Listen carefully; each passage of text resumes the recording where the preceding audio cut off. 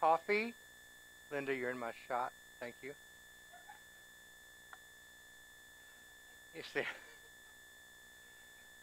everybody doing okay? Okay, we've lost some people. I'm a little concerned. All right. I get my feelings hurt because somebody didn't show up. Take a roll. I want names. All right. Linda has a few announcements. Good morning.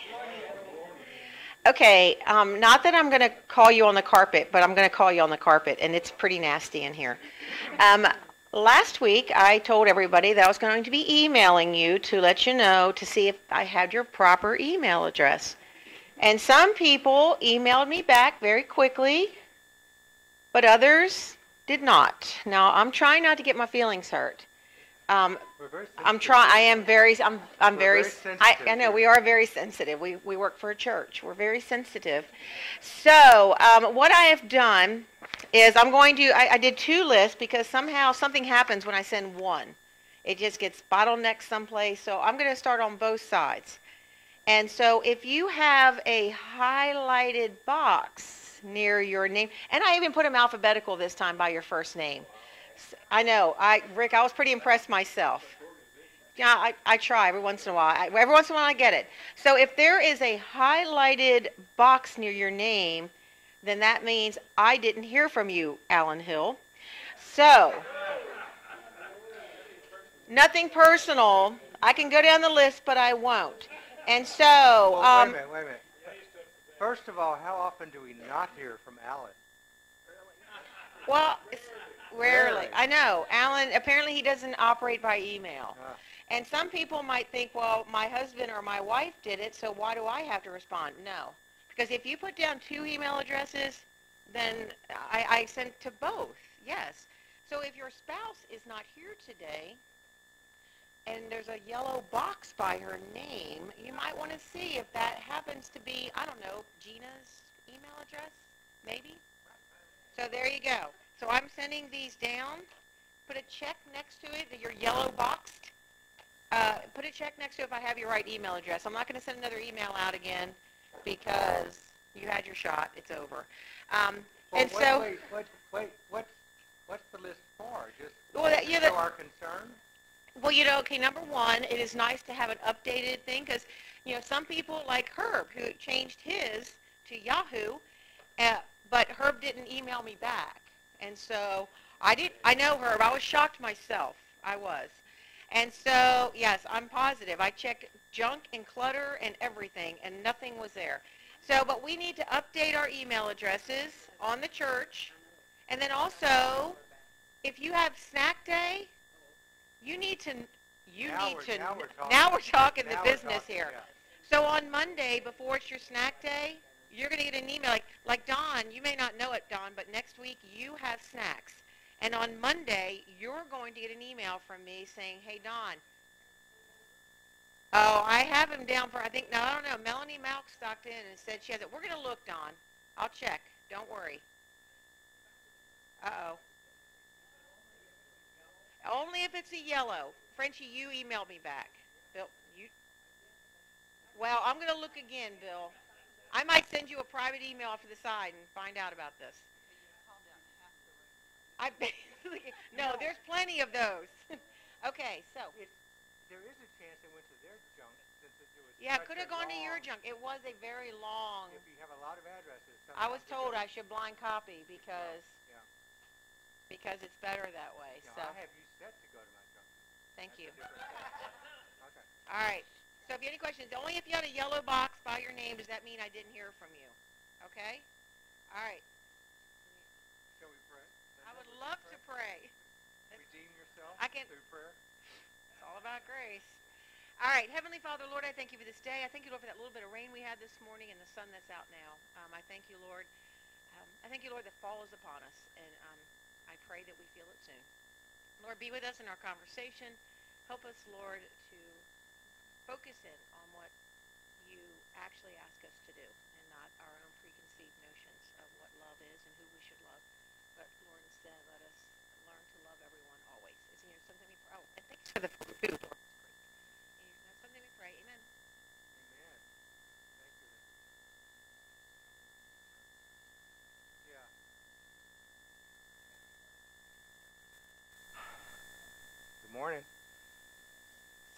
So, anybody have any announcements before we get started for the greater good? Perfect. All right. We are on chapter 4 and 5. We talked about a yellow truck, and I forgot what 5 was. The limo driver. That's right. So, Bob Goff gets a truck from his dad. He says his dad sold him a truck and reminded him to change the oil. And Bob brushed it off because, like any young person, I think, especially probably a young male, you don't need anybody telling you what you need to do. And honestly, this hit very close to home. My dad was a mechanic, and most of my youth was spent under a car just staring at stuff, and I'd ask him, "What's that?" And he would be so intent, there would be no answer. But I said, "I'm going to go inside." No, I need your help. So we just stare at the inside, and I never learned to do anything, right? So went off to college. My dad said, "Okay, don't forget to change the oil." Now, I had been staring at the inside of cars and trucks for, 12 years, and I had no clue how to change the oil. That's ridiculous. I mean, and it didn't even hit me until years later when I didn't have any money and I had to change the oil. But all through college, I would come home and Dad said, "You changed the oil?" I said, "No, it's not time yet." I had no clue what time it was to change the oil, right? And he says, "Well, how many miles you got?" I said, "Well, it's time." And then he'd go change the oil. I'd stand and look. But, I'm one of those people, unless you do it, I don't know how. I can stand and look all day long, but unless I do it. So I never changed the oil all through college. And it turned out I didn't have to because when I'd come home, my dad would check and he'd do it for me. Well, then we got married. Trish and I got married and moved off. And that was before oil change places existed. There weren't a lot of options. I mean, you changed it or you went to a mechanic and you paid a lot of money to get the oil change. So I had to figure out how to do this, and there was no YouTube or Google or anything, right? And it was long distance to call home. It's not like you could pick up the phone and say, "Dad, how do I get the oil out?" I mean, that's a really good question. So we went home one time, and I said, "Okay, you watch me this time." And he says, "How do you not know how to do this?" Because you never talked. That's why. So, yes, sir.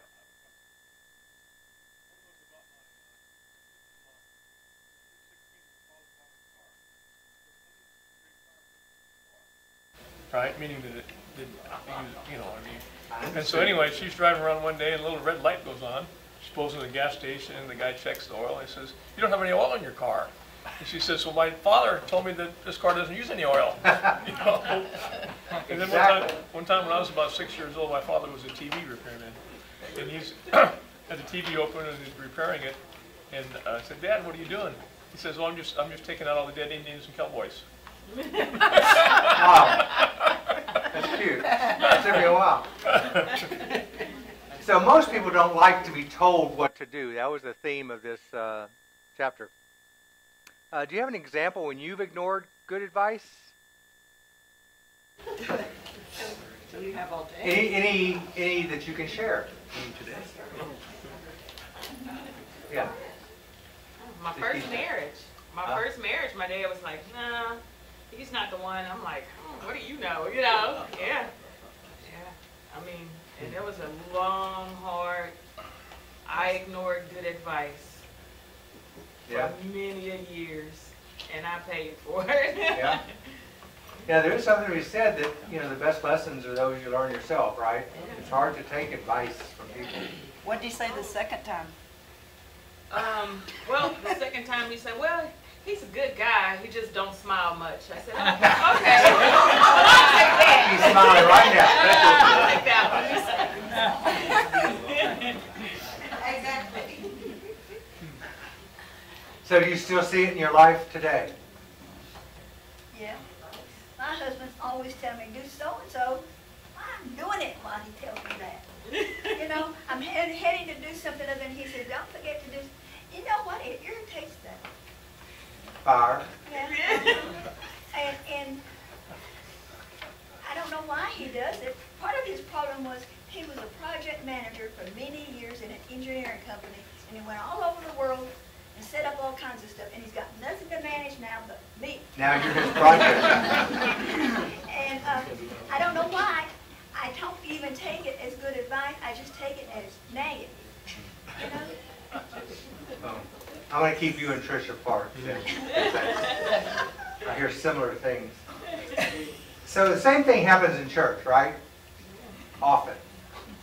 We are very good at telling people what they should do.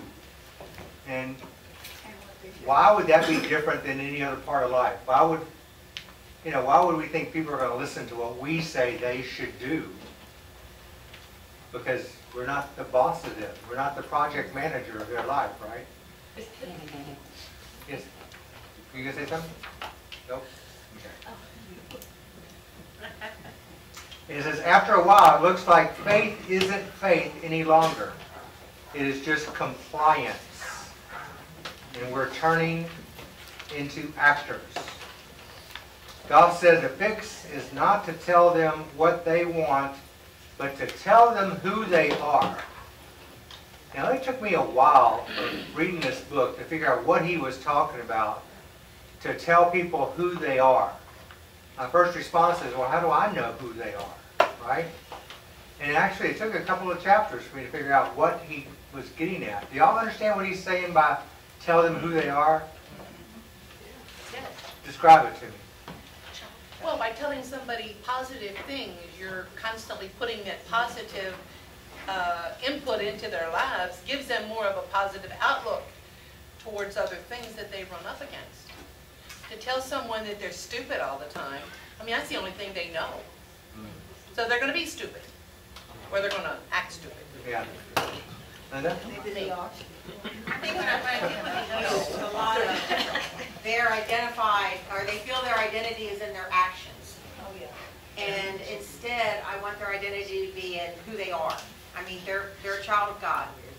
And I think sometimes we get so caught up in our mistakes, in our shortcomings, and what we do, that we forget of who we are. And so I think that, for me, that's what he was saying to me is, you know, especially, you know, I mean, I can sit down and tell my youth a lot, what I feel like they're doing wrong, but that's not going to help them. It's what they need to hear is that they're loved, and that they're a child of God, and you know, that they're part of His family. So, I think if I would have read this when my 22-year-old was 18 and he was trying to figure out what to do, what to go to school in, and I'm like, oh, go in engineering. And I just kept saying, go in engineering. He's like, but I don't want to. And I'm like, you know, not, oh, you're so good in math and science. Maybe you should look at, my thing was, go. You know, and then he told me one day, he said, Mom, I want to let you know that the more you tell me to do it, is the more I don't want to do it. Okay. So if I would have read this, I'd be like, hey, guess what? You know, if I would have just reworded it, you know, I think he would have went in engineering instead of a part of engineering. Yeah. You know? Yeah. Good point. I think teachers see this a lot too, don't they? Yes, ma'am. Well, my father used to like to give us advice when I was a teenager, and I know the one thing that I thought was, and told my father when I was a little older, not a teenager, but you know, when I got a little older, that Dad, that was fine. That was back in the old days, and things are different now. And then when my son got to that age, and I'm telling him certain things, you know, or trying to give him good advice, and he says, Mom, that was in the old days, and things are different now. It just really came full circle for me. Yeah, exactly. Yes. I'm mentoring a young man at Clements High School, and his family's from India, And so they have a much different family dynamic than what I grew up in. It's a multi-generational family as the grandparents and grandparents' 2 sons. So he's living with his parents and his grandparents and his uncle and his parent and his family. So it's a very wealthy family. They own a large chain of convenience stores, like 50 plus convenience stores all over Houston. So money's no issue, but they're also Muslim. And so he and I have had a lot of conversation. I mentored him last year in 8th grade. He's a freshman this year. He and I have had a lot of conversation about, we believe in the same God, but the details get mixed up after God the Father. And we have different details, but God the Father is the same God. And he wants to know a lot about Jesus, but he is the oldest child, the oldest grandchild, the oldest son, and much is expected of him. His parents expect him to go be a doctor. He hates science. Yeah, he hates it with a passion. But so he constantly has this poor self-image because of who he is instead of what he's capable of doing. So I'm really helping him through that, trying to boost his self-esteem, help his ego. And it's not an easy walk when what he hears at home is so divergent from what he really needs to hear. And so I'm just pouring love into this young man, and he really looks forward to our 1 hour a week. What school subjects? Excuse me? What school subjects do you mentor him in? I don't mentor him in a subject. I mentor him. Okay. I help him with a lot. I help him with psychologist. I just mentor him as a human. Help him with his emotions. If he needs help with homework, I certainly can. But he's got tutors and stuff that do that for him. But So, are you saying you're telling him who he is? I'm trying to help him realize who he is, and who he is okay. But so getting to the point is helping him understand, and I'm getting back to the point. I'm trying not to help. I'm trying to convince him to not be who his mother wants him to be, but help him realize who he is. And if along the road I help him understand who Jesus is, that's even better. But right now I'm trying to help him understand who he is. And there's a lot of curiosity in who Jesus is too. Yeah. So. Okay, Rick, and then I'm going to go show a video real quick. Yes, sir. When I read this, the first thing I thought about is, I think it's even more important to tell people who they can become as opposed to who they are. Mm-hmm. Their capabilities. Yeah. All right. Yeah, Frenchie? Just a quick message that I think if you could get that to every child is God loves you and He has a plan for you. Yeah. And that's pretty close to what he was saying. That's what he's trying to tell him. Yeah. He's a child of God. Thank you. All right. So we're going to see a video. Now this book comes with a video series. But Bob has divided his book into 24 chapters, and the videos have nothing to do aligned with the chapters. So I'm showing the second session of, there's only 4 videos. I'm showing the second session of it. And if anybody's read ahead, he's going to cover a story that he covers in chapter 5. But it doesn't matter because it's the story. I mean, it's the same theme. Okay. Okay. Is that following me?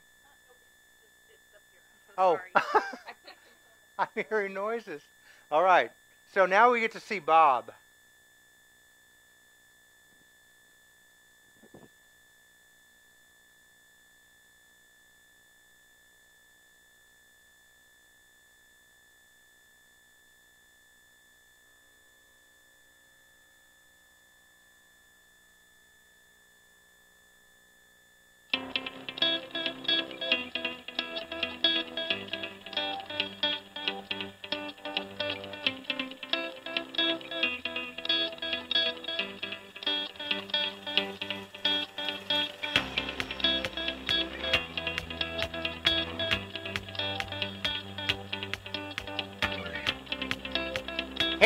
everybody. Last time we got together, we were talking about loving our neighbors, the people on each side of us, the ones across the street, the people that God has dropped right in our life around us, and how if our faith doesn't work with them, it's probably not going to work with somebody far away. What I want to talk about this time is what it means to love some of the people that are just a ring or two out from there. Think of a tree and all these concentric rings that go. I'm talking about the guy that's 4 or 5 rings out from you.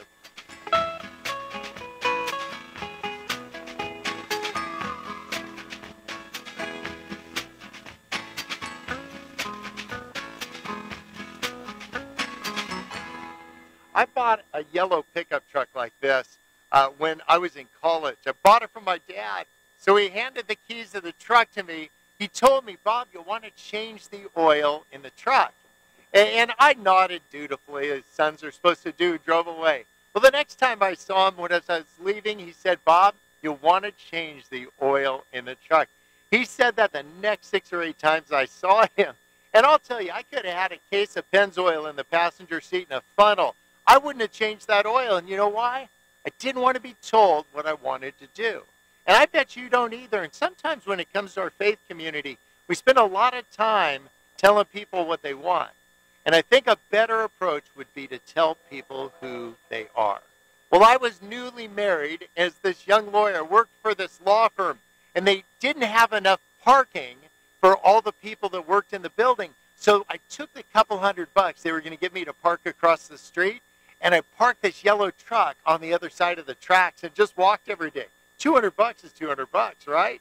Well, I got back from work one day. I walked to my truck, and I look inside, and there's a guy sitting at the steering wheel. His hands are at 10 and 2, just like they teach in driver's ed. And I walked up kind of sheepishly, and I knocked on the window, and he just waved at me. I'm like, what? So I knock on the window again, and he rolls down my window, and he says, where can I take you? And I'm like, actually, this is my truck. And so he gets out of the car, stands up straight, taps me on the back, and walks away. It was awesome. So every day, for weeks, the same thing happened. I'd trade places with him. He'd get out, tap me on the back, and leave. It was like changing of the guard at Buckingham Palace, but less fur bearskin hats. In the entire time that I've exchanged like waves with this guy, I never got to know his name. And he never got to know mine.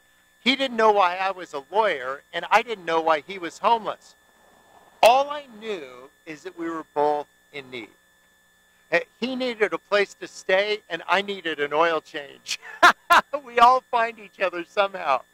Well, I went to my truck after work one day, and I went to get in. I noticed that nobody was in the front seat, and I walked up, and I was wondering what has changed. When I opened the door, I found out why. Because inside the truck, it had been totally trashed. There was beer cans on the floorboards. One of the knobs was missing. I can just imagine what had happened. Like he had gotten in there maybe with a buddy, and things just got out of control, and he felt ashamed. And what shame will do to you and I is it'll silence us. It'll steal our lunch money. It'll leave us feeling broke. And what happens is that a lot of the reason why we're not meeting these people that creep us out, they creep us out. They're outside our experience because they've been shamed in the past somehow. And we've experienced that, each one of us. And it's what you do next that says a lot about who you are. We don't need to know all the details of somebody and how they got to the awkward place that they're in. But we need to recognize that God made them just like he made us. And he made us to know each other. I drove that pickup truck for 120,000 miles. And you know what? I never changed the oil. Not even once. I looked like Uncle Buck when I went driving down the street. There was blue smoke everywhere. The engine was completely caned. And you know why my dad had told me to change the oil? He knew I wasn't good at that stuff. And there's people that you know aren't good at stuff. But what he did is he told me what I wanted. And it was his way of expressing love to me. And it's our way of expressing love to other people. But I'm telling you this, just tell people who they are. That's the best way you can ever express your faith to people. Well, my pickup truck got stolen. I walked out one morning, it was just gone, and I was thinking, wonder if I left it on the other side of the train tracks. But, you know, the keys were still in my pocket. It was gone. And a couple days later, the police found it. No doubt they followed a trail of blue smoke to where it was.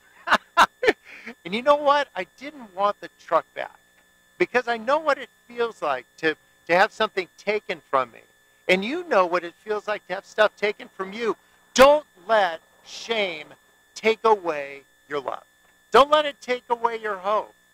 I don't know if I'll see that yellow truck again. And I'm kind of hoping so. It looks a lot like this. But what I want to do is see the hope that's inside of people. Not knowing all the details about them, but knowing that God found us and we can find people the same way. I have a son, and he's kind of a daredevil. He's the kind of guy, if you can't lose your arm doing it, he's not interested. And of all the sports to take up, he took up skydiving. It's just nuts. Among other reasons, he's very forgetful. And you don't meet many forgetful skydivers who are very old, right? Well, he took up skydiving, so every weekend I take him out to the skydiving zone. I drop him off, he'd pick up a parachute, put it on, and get in the airplane. Well, I decided I was going to blow his mind. And so for a week, while he was at work, I took skydiving lessons. I've taken the bar exam in 3 states, and I passed every one. It's crazy. I'm like savant. I might only have one shoe on, but I can remember stuff.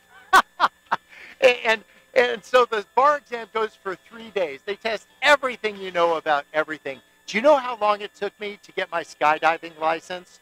1 minute. That's all the time you have. Literally, you fall with an instructor, you do what he says, you just do what he tells you to do for 30 seconds out of that 1 minute. Literally, just obey what he says.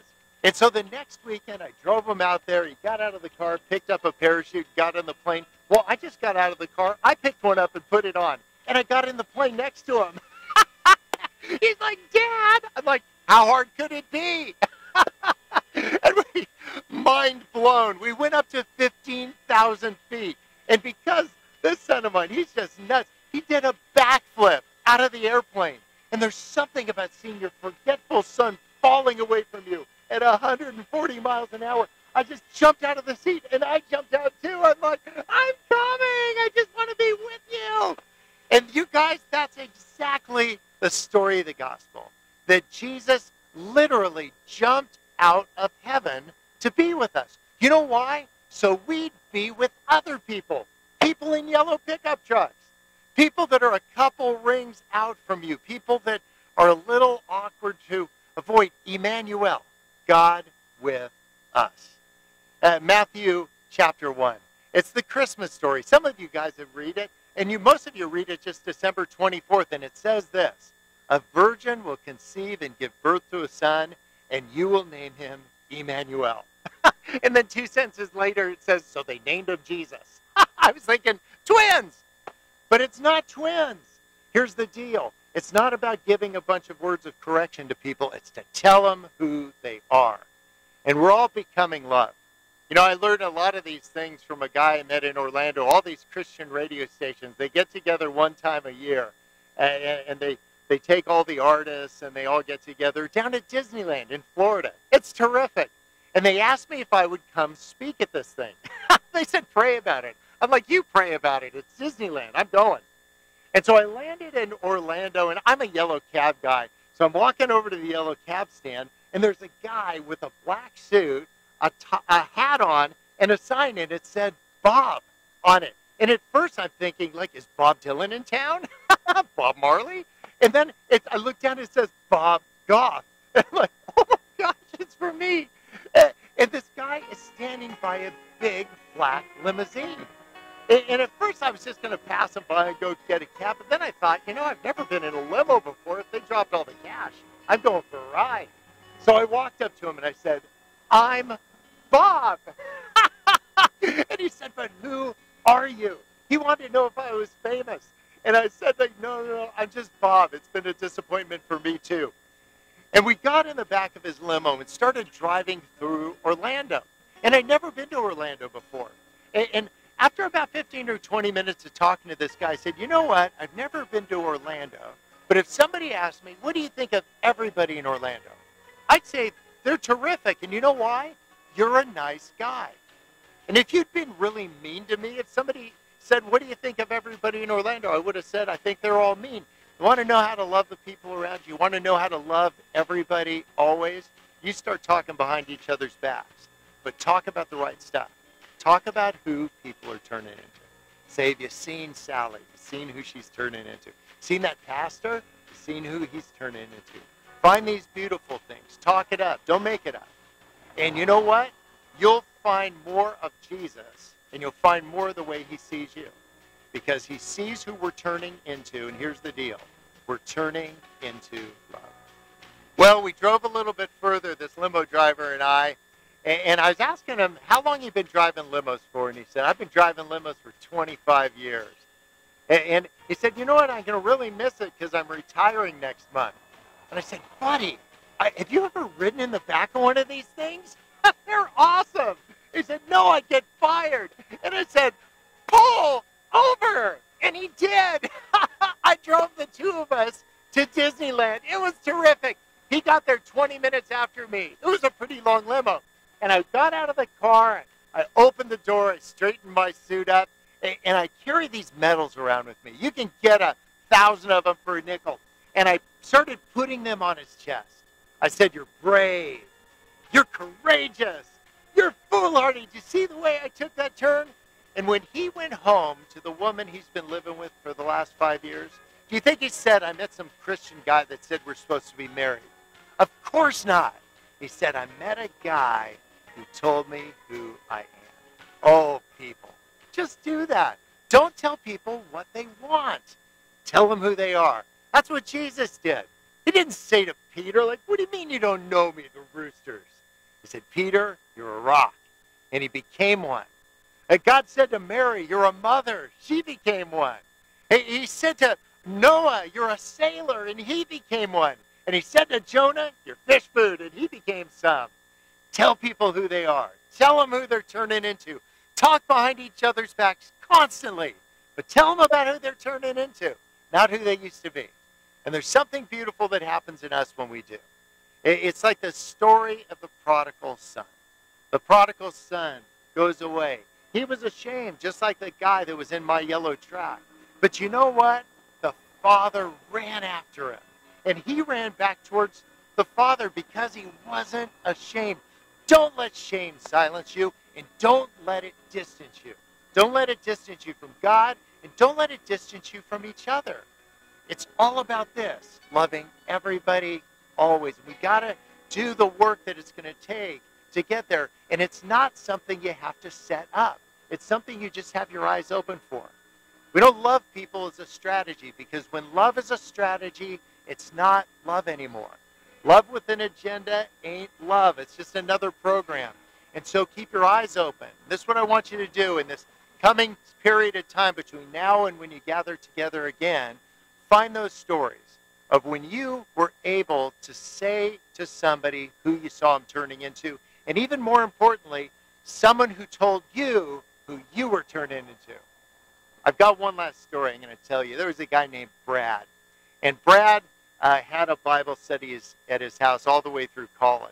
And Brad was just this really loving, patient guy. And I'd always get to the Bible study a little bit late because I'm kind of like all over the place. And I don't know if it was daylight savings time or what happened, but I happened to get there on time. He wasn't trying to play head games with me. He said, Bob, it really honors me that you come on time. And man, you know what? It is 35 years later. I'm never late. Do you know why? Because Brad told me I'm the guy that's on time. What if you're the one that does that? In just unlikely ways. A singer from way back when, his name was Keith Green. I wrote him a letter. He wrote me back 3 sentences. And I don't even know what the 3 sentences were, but I felt so seen, so understood. The words that he spoke to me had to do with who I would likely become. Oh, you guys, go do that this week, this month, this year. Let that become who you are, and then keep track of it. Not so you can boast about it, but so you can swap stories together about where you've seen God show up. And he'll show up in the most unlikely places, people that are about 4 rings out. You know, in school, they teach you what to do if your parachute doesn't go out. Like scream and all that. But they say this, that if your parachute doesn't open, you have about 45 seconds before you crater. It's kind of gross. But they told me that when you hit the ground, you don't actually die, but you bounce, and every bone in your body's broken now. And the second time you hit, everything punctures everything, and you're dead. And so, I'm a lawyer. I had to come up with a strategy. Do you know what my strategy is? It's this. I'm going to grab the grass. No bounce. And I think what we need to do, when I think about this idea of following Jesus, rather than him following us, but following him to people who are hurting, people that have cratered, people that have hit hard, I want us to catch people on the bounce. It isn't the first screw up that messes people up. It's that they were hoping people like you and I would come in and catch them on the bounce. And if we can do that, I think people will have a clear view of what Jesus did. It'll really be the Holy Spirit. But our job, just catch people on the bounce, people that have messed up big.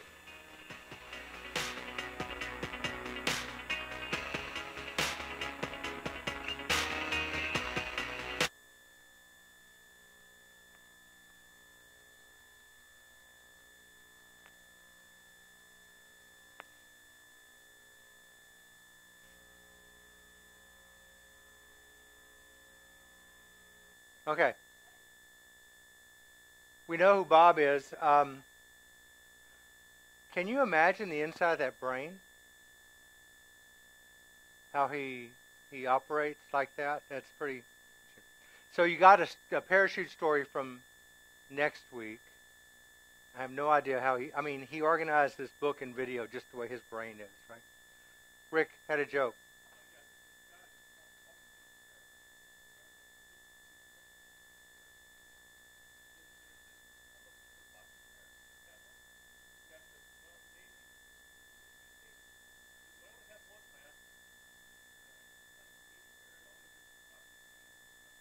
I'm not sure you want it. So, yeah, I'm a teacher. I can teach. I can train this parrot. Yeah, I'll take it. So he gets the parrot home, and the parrot is just cussing up a storm, just real mean and angry toward it. And so he says, I can fix that. Buy another parrot. They'll work it out together. Buys another parrot. Now that doesn't work. Takes the parrot, throws him outside. That doesn't work. Puts him underneath the pillow. That doesn't work. Puts him in a different room. That doesn't work. Finally gets so mad and angry with the parrot, he puts him in the freezer. And he's in there about 15 minutes, he starts to feel guilty. So he opens up the freezer and the parrot is praying. And the parrot is saying, oh, sir, thank you for letting me out here. I'll never be mean and angry to you again. I'll never say another cuss word. Just thank you so much. But, sir, I have to know, what did the chicken do?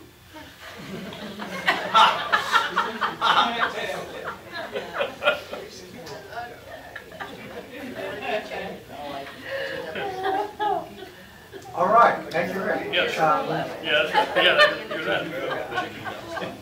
So his whole thing is we become in life whatever the people we love the most say we are. And then he says some things, he gave us some Bible stories about that. What were some of the Bible stories he talks about? Prodigal son. Moses was a leader, even after Moses argued that he wasn't a leader, right? Right. But he stuttered. Because he stuttered. And Noah. Noah. Yep, exactly. Mary. Sarah, Peter, Jonah. Yeah. Hey, Ross, I have Yes. a question. And I've thought about this all week long. What is shame? Where does it come from? Yeah, if you just say it's disappointment, Chris, what is it? What is it? Shame destroyed my aunt's life because her son really fell off the wagon. Same, She I'm didn't sorry, do I that. didn't hear the last part. What? I didn't hear the last part. Shame destroyed her aunt's life because her son fell off the wagon. Oh, okay, yeah. And she wasn't responsible for that. She didn't do it. Why should she experience shame to the point where it destroyed her life? What is shame? What is it? Where's it coming from? So the question is, what is shame and where does it come from? What do we think? Kind of like guilt. Guilt for what? You didn't do it. For her. Or maybe Well, she you was did. worried what people thought about her. Expectations. It's what? Expectations of other people's Some mothers feel that expectations. anything that goes wrong with their children is their fault. I don't live there. What? It's not my problem, it's the way I feel about it. My son drank, he was an alcoholic when he died. But, you know, that was his problem. And I don't take it on myself, and I try not to take on other people's problems. That's because- probably a healthier attitude than most of us are able to attain.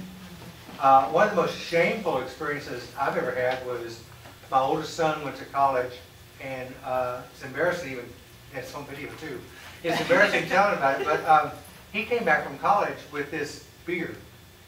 I mean, this is when people started growing beards, but this was like this horrible, ugly, big bushy beard. And this is before I was a pastor. No, because it's bad. It's really bad.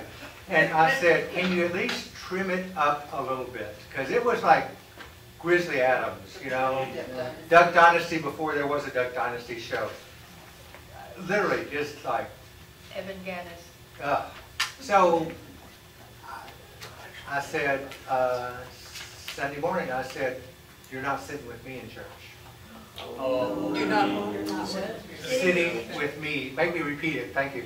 You're not sitting with me in church. Yeah, and it had nothing to do with me.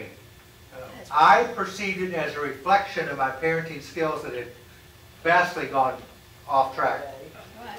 Trish looked at me like, I can't tell the words I was going to say, but Trish was not happy with me. Chris became even more unhappy with me. So, like, you know, most normal families, you have your biggest fights on Sunday before church, right? And I'm still embarrassed about that because that was me being ashamed about what people would think about me because of someone else. Yes, sir. And that's exactly, you said you were ashamed because of what people might think. Yeah. So shame is your perception of how other people would view you. It's not something in a cocoon. It's you're ashamed because you think someone else is going to think the worst of I you. think that's a big part of it, and I think that's the most shallow part of it, but I also think I become ashamed before God in my prayer time in the morning. Oh, yeah. When I repent of the things I've done the day before, I have shame for my actions when I sin. Yes. And I- So that is something I've done that maybe only God knows, right? Alan? Well, it's in the Bible because Jesus says, when you think more of what man thinks of you than what God thinks of you. You know. But it can be both ways. Yeah. Yeah.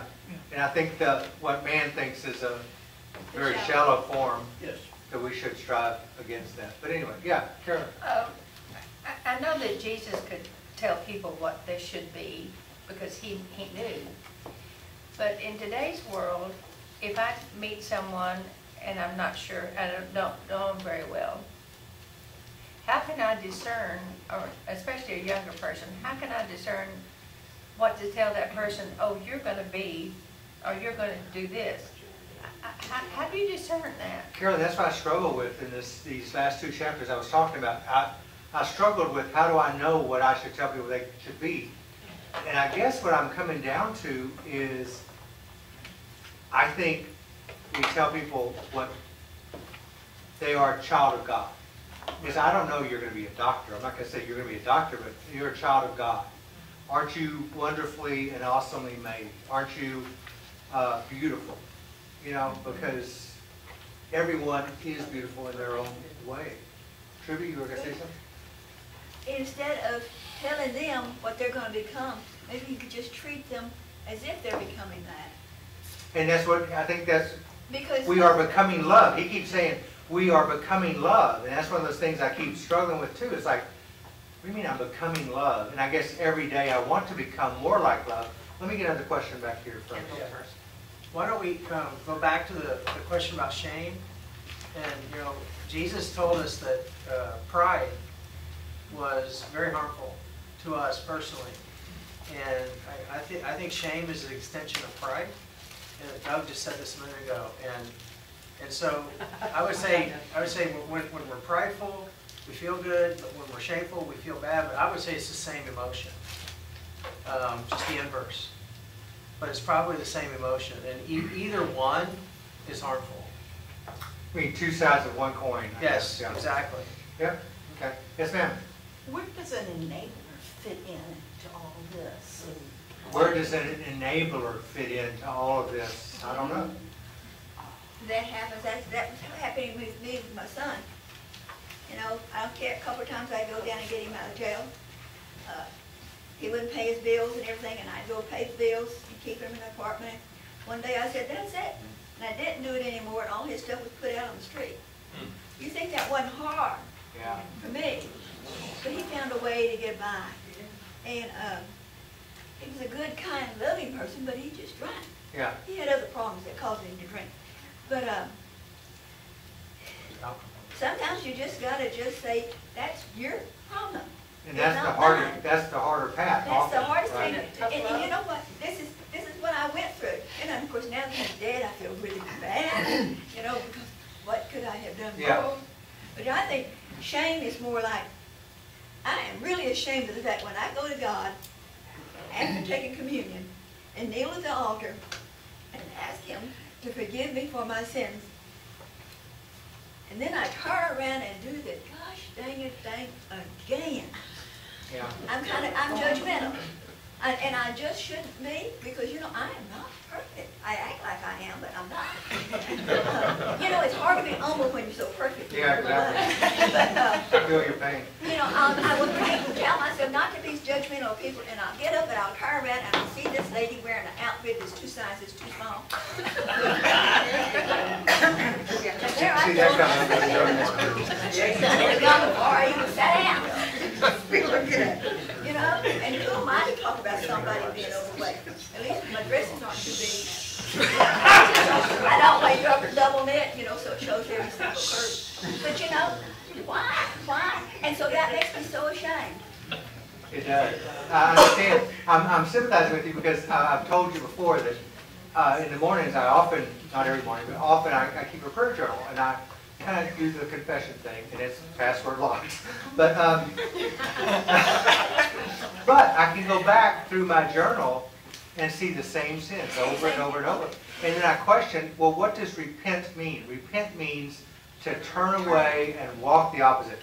Am I really repenting if I'm saying the same sins every day? That's my conviction. Linda. I'm going to go back to what Carolyn was asking. When he said we don't know what their future is. I think and kids are no different than people. And he did it in that film clip. He talked about being in Some the limo. kids are not people. I mean, we're all people, but I'm saying if we talk about we don't know their future, well, I don't know my future next week, but I think what he does is he asks questions. And he wants to get to know the person, no matter he ever saw that limo driver again, he didn't care. And I think that's, for my youth, you know, we spend the first 10 minutes like with questions and me asking them things because they just want to know that somebody's interested in them.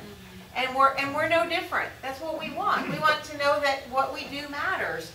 And I think with youth, I'm not going to tell them, you know, so-and-so is going to be a nurse or a doctor or an astronaut. That to me is their future and it'll play itself out. But I want them to know that somebody cared for them for that best. And I know you do the same, Carolyn. I mean, it's a conversation in the grocery store while you're stuck in the express line with that person that doesn't read the sign and puts 15 extra items on there. But I think we have, we have opportunities, because there's outer rings, we have opportunities to talk with people that we're never going to meet again, but it'll be that little bit of conversation, and then it's basically of leaving there going, oh, well, that was time well spent. I had a conversation with someone, and my time mattered. Probably your situation is even different than what mine would be, meeting someone even in my age group or even just a little younger. You're dealing with youth that haven't even started out on the path yet. And I would hesitate to tell my grandchildren, which are grown now, but what they should do and what they should be.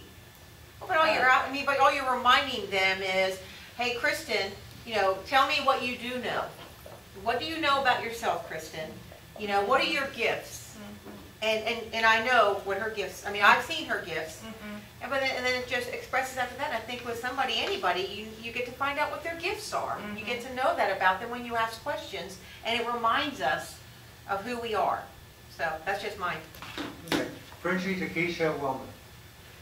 I'm first? Yes. Oh, You are the okay, coordinator. I face shame all the time when I go in with these fellows in prison, because they all have shame beyond what most of us would have. And it's difficult. Just last week, we had our discussion was on faith and how do we have our faith. And one of them spoke about how he, when he was younger, his mother tried to get him to go to church. He said, I'll go to church, but I don't believe in God. It want nothing to do with it. And how he was out on the street doing all these things and so on. And he started to cry. And that was really, really almost made me start to cry. Because he was very shameful for what he had done. And you face it there all the time with these guys, because that's where they're really coming from. Ether. I think a lot, we can help a lot just by, and especially youth, just by giving them our testimony. I don't have to tell you, you know, who or what, but I can tell you my story of how and who I was and now what I am. You know, and my son, I mean, you know, I changed my major 3 or 4 times. I hope he's not watching, you know, but I'll never admit to him I did it. Yeah. You know, so, you know, I still am. I still survived it. I didn't become an engineer. I didn't become a nurse that my mama wanted me to be, you know, but I survived it. And it's okay. So what you become? Yeah, sharing our stories. Much more Good valuable. person. Good person. That's right. A And that's mommy more- of a lot. That's more important than anything else, isn't it? Yes, I'm working on it. Yeah. Yes. I think you're there.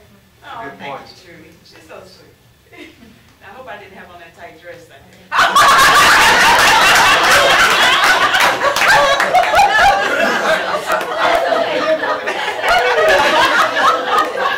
Well done.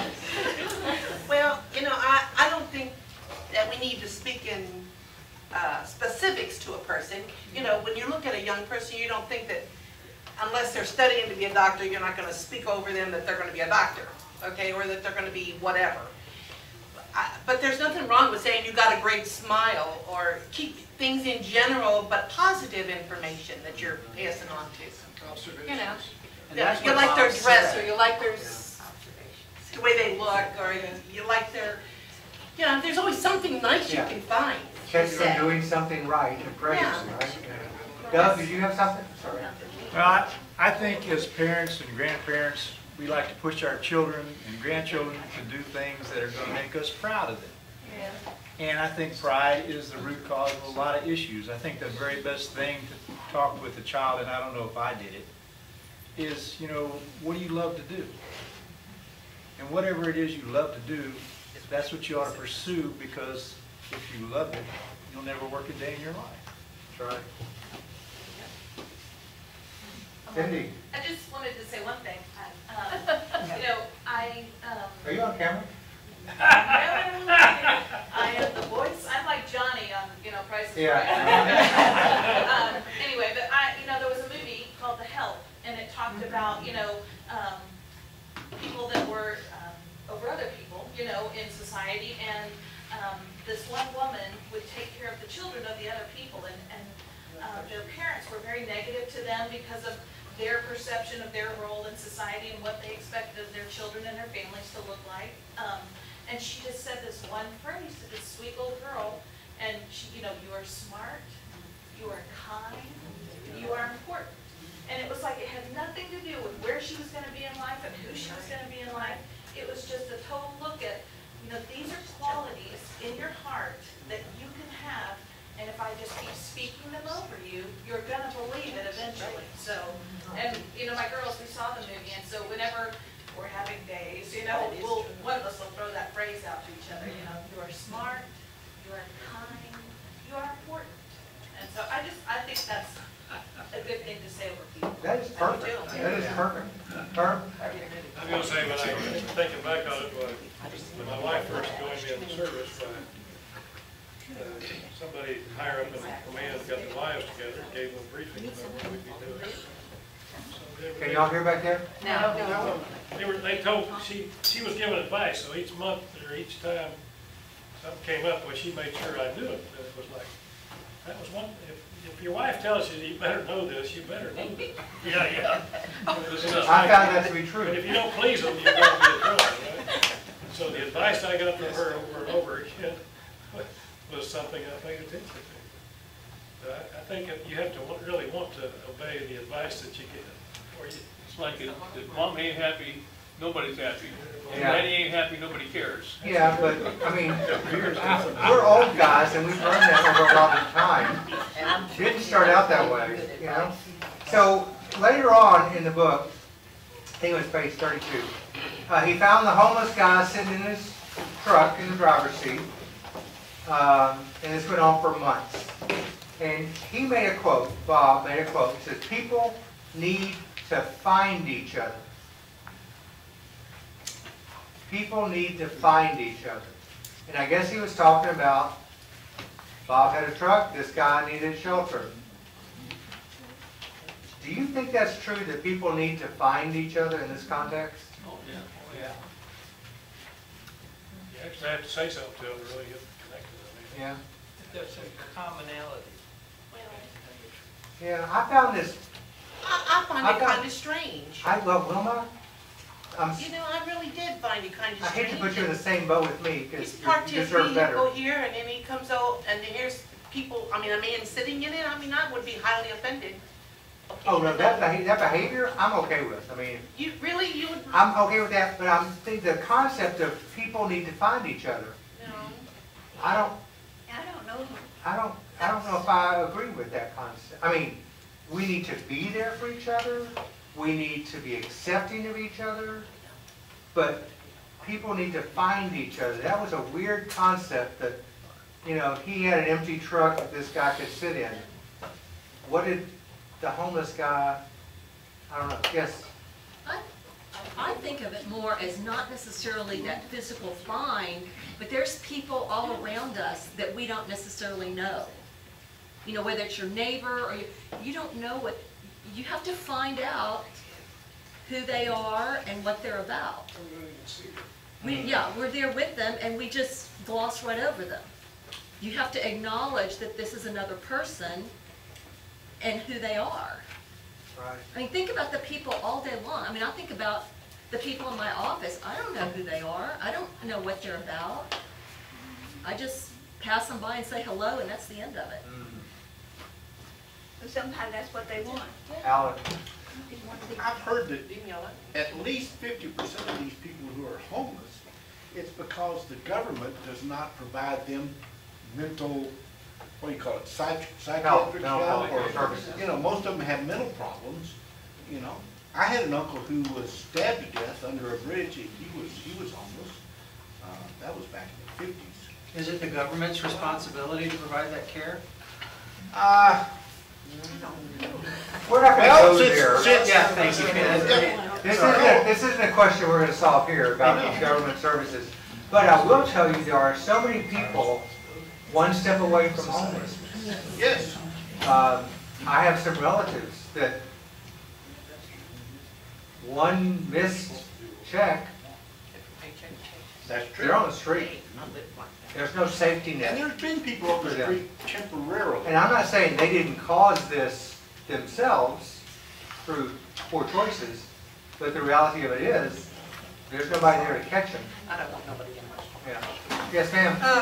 This would be several years ago, probably around 12 years ago, and there was a man living behind the King Burger there on 359. Yeah, Burger King. And the car wash thing, back there in the trees. And he had a tent, and he hung his clothes up, and he had a hibachi or something. Wait a second. And we were changing our oil at that place, and I spotted that guy and said, how long's he been there? And he's been there a while, 2 or 3 months. And I said, do you think I need to go buy him a hamburger? Is it food? And he said, I'm not having a hamburger every now and then. I said, do we need to turn him into the equivalent of CPS? And the man said, no, I don't think so. You want to be careful with that because I think he's doing exactly what he wants to do. And he's happy with it, and he's got enough. And there are a few of us who are looking out after him to be sure that he's okay.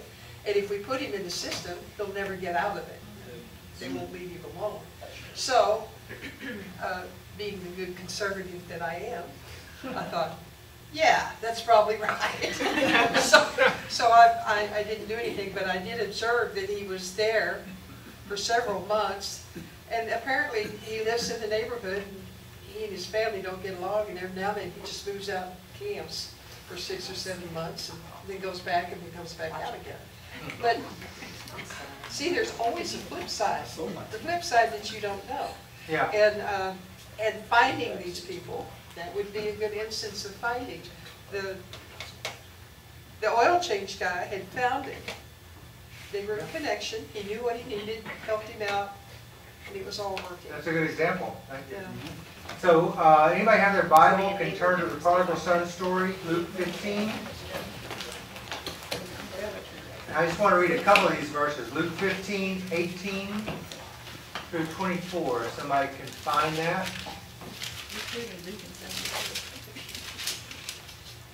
Luke 15, verses 18. And this is after the son, the prodigal son who has left and taken his inheritance, blown all the money, and he wants to come home, but he's ashamed. He wants to work as a hired hand. Starting at 18? Starting 18 through 24. So this is the response that the prodigal son gets upon his return.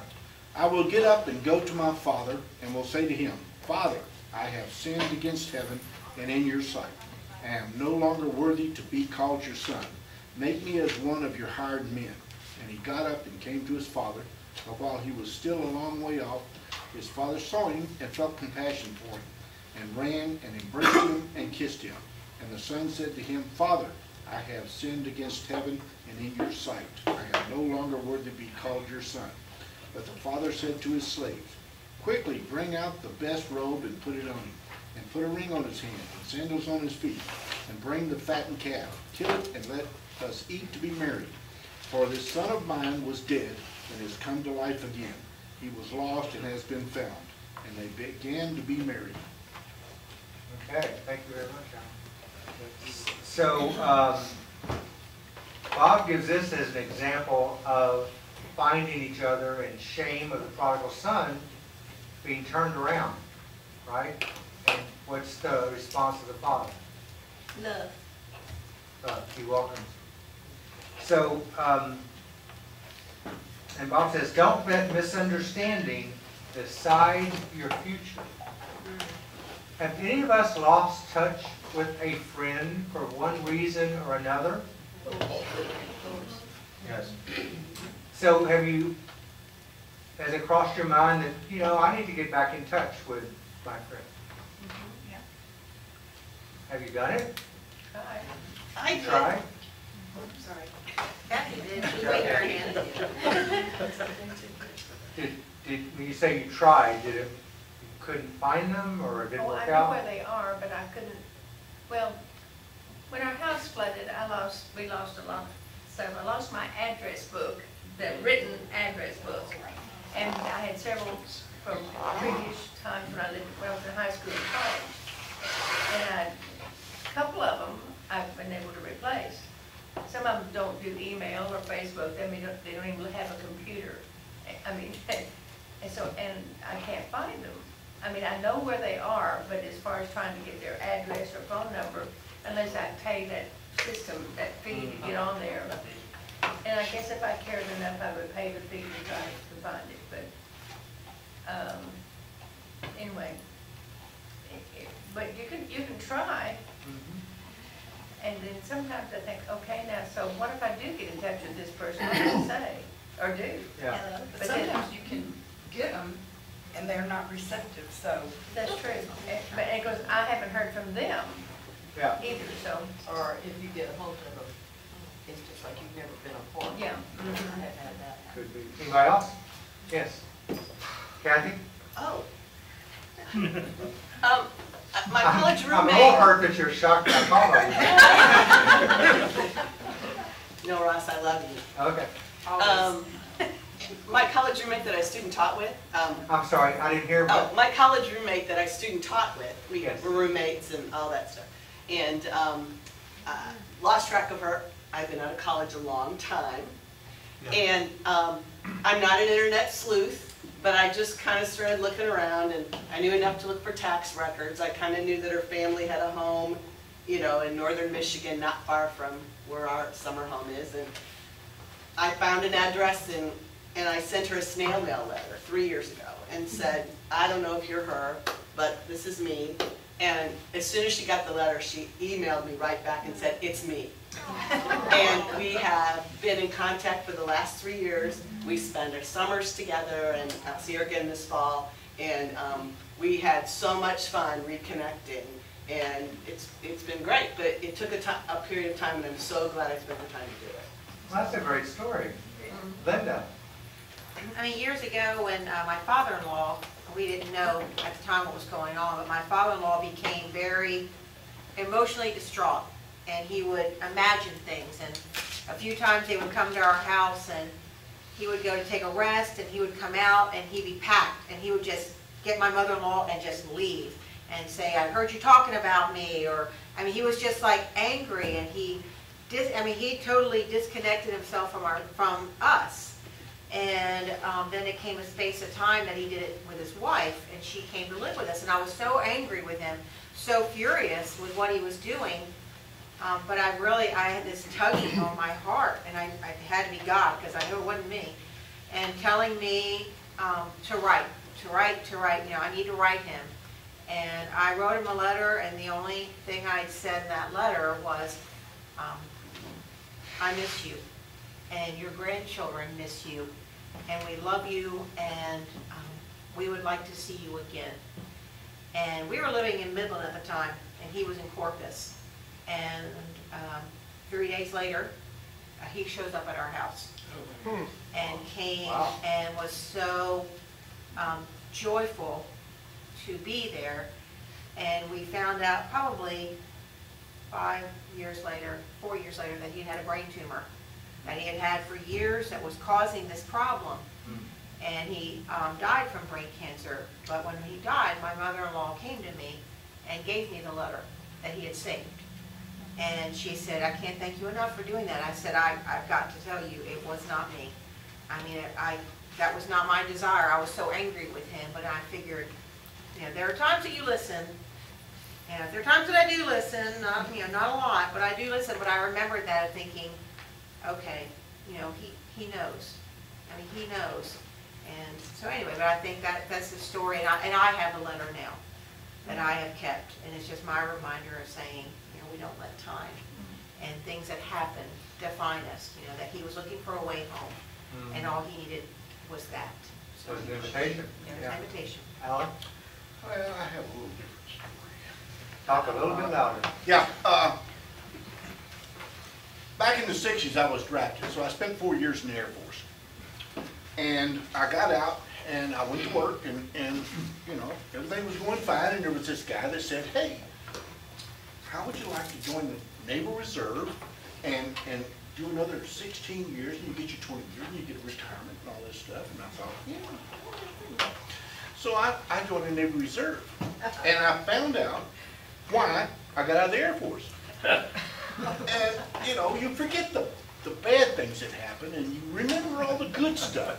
Well, I had a friend call me. There was 4 kids on my street, 4 of us young men, within a year of each other. And he called me and said, hey, let's kind of have a little group reunion of all the guys that lived on the street. Well, I remembered after that reunion how irritating they were. That was it. I have a little bit different story.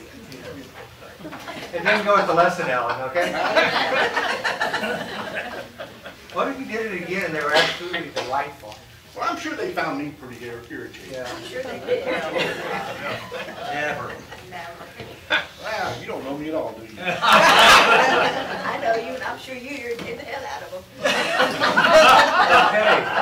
Okay. So, at the end of chapter 4, it says, Jesus, he won't love us more or less based on how we act. He's more interested in our hearts than all the things we do. Is that hard to believe? What page is that on, Ross? 37. I don't know. Okay. 37. It's the very end of chapter 4, page 37. Sorry, I take notes on my iPad, so I didn't put the page number there.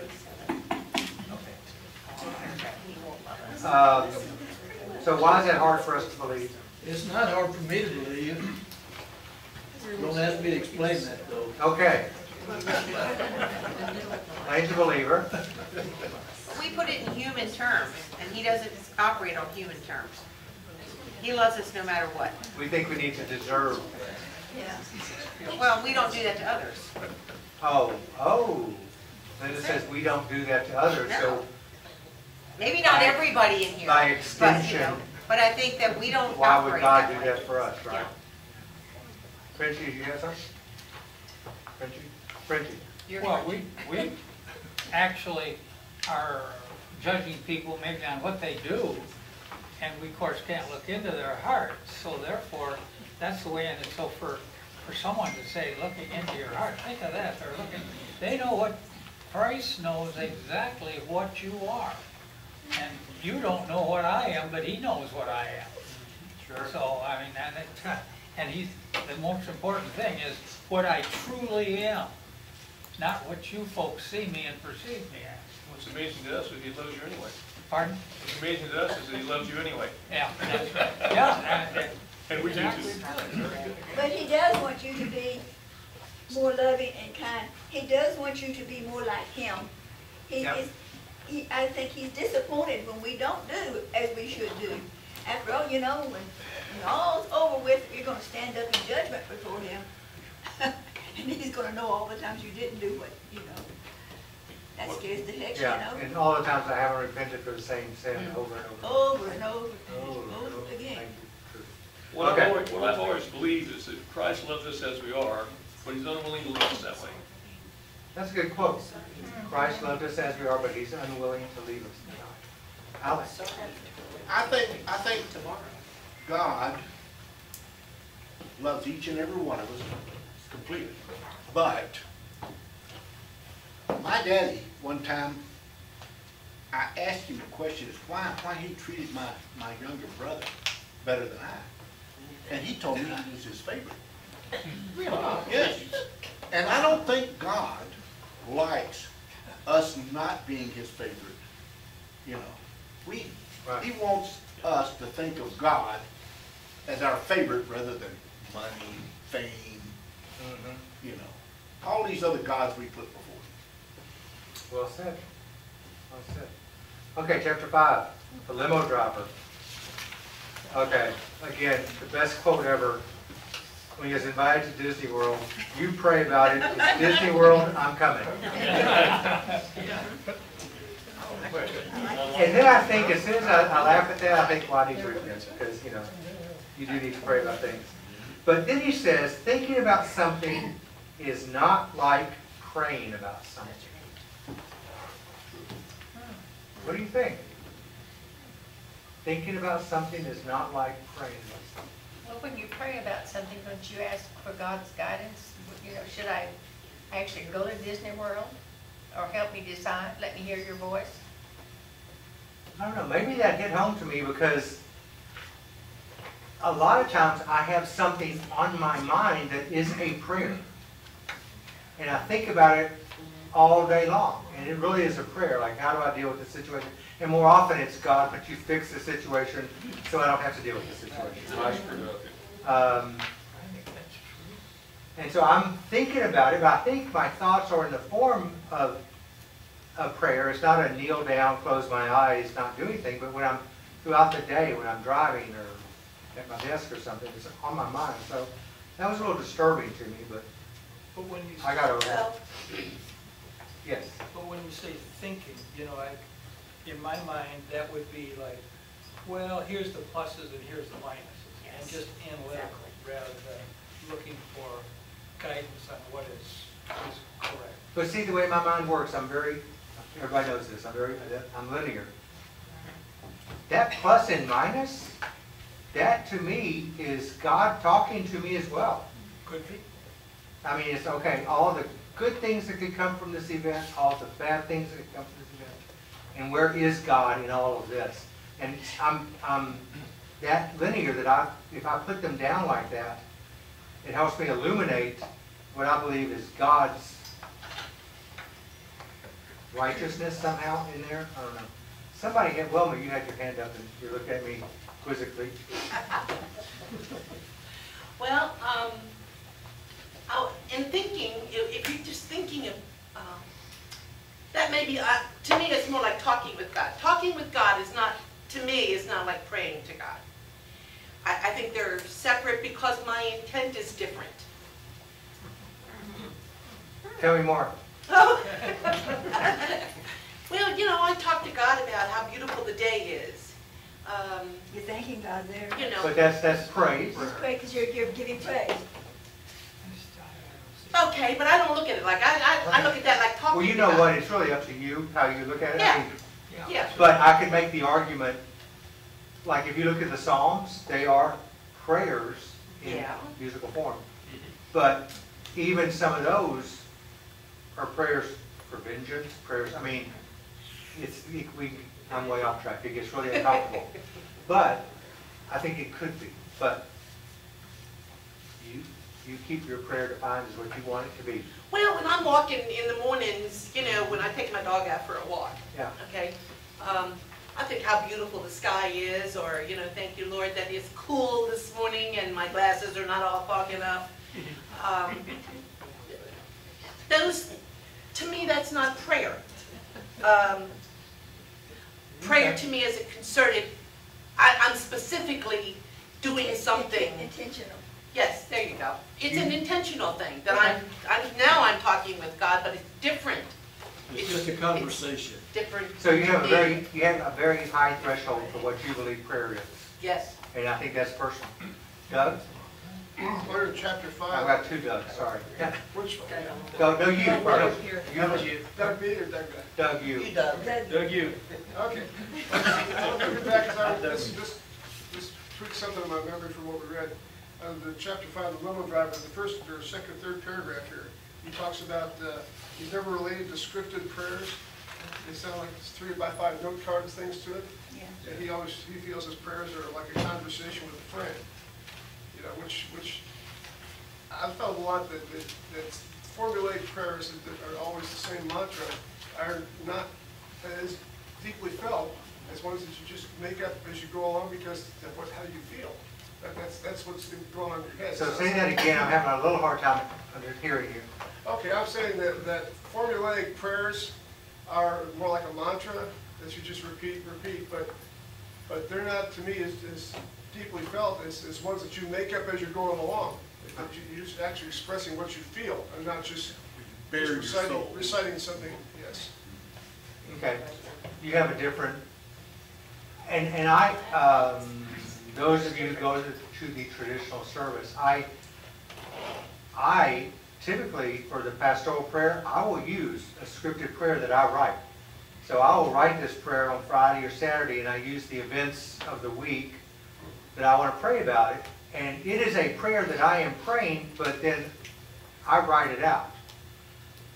Because I want to be I want to be very intentional in that pastoral prayer, because I think that pastoral prayer I am praying for the people. Now, Marquise has some of the most beautiful prayers I've ever heard in my life. Was Sunday scripted? And his No. are not scripted. They're, I don't know, I've never had a conversation with him. I don't know if he's thought about these things and just made mental notes. I'm not smart enough to do that. But he has beautiful prayers. But it's two different styles.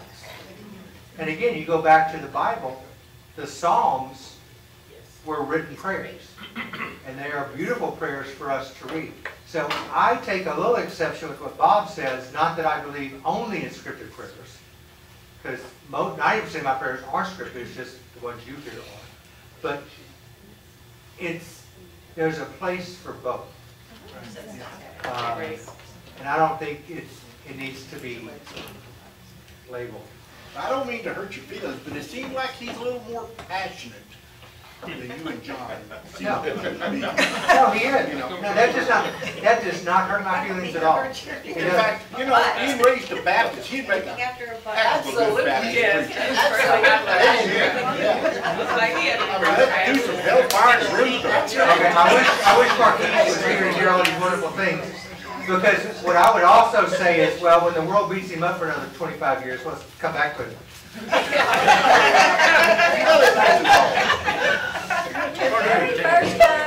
very first time he prayed and gave us everything, and he stomped that foot, I went up to him and I said, don't let anybody tell you not to be passionate. Right. We need more passion. Yeah. We a little bit too proper sometimes. Yeah. Like I have to watch what I say in here because sometimes I say what I'm thinking instead of what everybody else thinks I should be. You know when you're doing good is when the audience starts going, amen, brother, amen. But he is passionate, and last Sunday's prayer, he prayed my prayer. I don't know about y'all. Y'all probably are perfect, but he's really praying what I'm praying. Yeah. And It's a gift. He has a gift. He does have a gift. I'll never pray again. Thank you. I'm good. Here you go. I don't mean to compare you. I'm teasing. I really am teasing. Well, you know if I know that he's not true. You would tell me straight up, right? Probably right in the moment as well. Hey, Ross. Okay. Hey, Ross, before we move on, I got one point that might help. I pray several times. I pray all day long. And a spiritual mentor for me, right after Hurricane Ike, kind of helped me put words to how I pray. And I have prayer time, structured prayer time with God every day, several times a day. But this prayer, the prayer that I do all day long, might be while I'm driving, might be while I'm walking, or while I'm grooming my dog. But it might be, oh, thank God I got this tangle out. It's the stuff that we do spontaneously when we need the help, or we just praising God. And he called it popcorn prayer because we just pop one up. Yeah. And that is prayer, but it's popcorn prayer, and it made so much sense when I finally was able to put a word to it and understand it better. So don't be afraid of popcorn prayer because it is praise. Yeah. But it finally made it make sense to me because I'm doing popcorn prayer all day long. And it's praise and communication with our Father. But there's a good book you might want to read. It's called Soul Feast. S-O-U-L, Feast. Okay. It's a great book. All right, we're going to end real quick because everybody's leaving. You're feeling it. So on page 42, he sees God doesn't see people the way I do. The ones I see as problems, God sees as sons and daughters made in His image. God sees the ones I see as difficult as delightfully different. So Linda, when I call you delightfully different, I know what you mean now. now you'll break the code. So don't we all know delightfully different people? Yes. Aren't many of them in this room?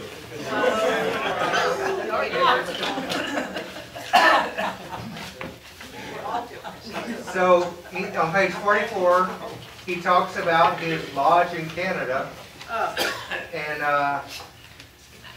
Don left the word. He writes on the bottom of the table. Where does this man come up with these thoughts? But anyway, the dining room table, he makes everybody crawl up under there and write a word.